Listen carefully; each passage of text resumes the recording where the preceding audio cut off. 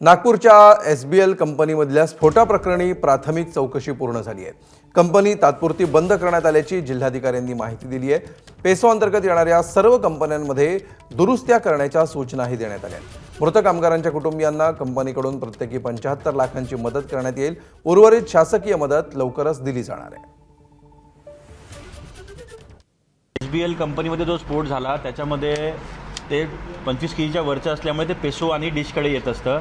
25 किलोच्या खालचे आम्ही ऑलरेडी जेव्हा घटना घडली होती मी स्वतः कमिटी बनवून आम्ही त्या बंद करून टाकल्या। CM सरांनी आणि पालकमंत्री महोदयांनी मीटिंग घेऊन ते सांगितलेलं आहे की या सगळ्या ज्या पेसो खालच्या ज्या कंपन्या आहे त्याचं काहीतरी नवीन SOP बनवायला पाहिजे। त्याचं डायरेक्शन त्यांनी विभागीय आयुक्त मंडळाला पण दिलेलं आहे। ते कमिटी बनवून काय करेक्शन्स करू शकतो, काय नवीन SOP आपण त्याच्यामध्ये आणू शकतो, पेसो आणि डिशला अजून काही SOP बनवता येईल का, त्याच्यामध्ये काय ॲडिशनल चेकलिस्ट टाकता येईल का, ते अभ्यास करण्यासाठी आम्हाला सांगितलेलं आहे। कारण हे पेसोचा ॲक्ट सेंट्रल असल्यामुळे त्यांची पण आपल्याला मदत लागणार आहे आणि डिझास्टर ॲक्टमध्ये आपण काही अटी शर्ती घालू शकतो काय त्याचा पण आपण विचार याच्यामध्ये करणार आहे। ABP माझा, उघडा डोळे बघा नीट।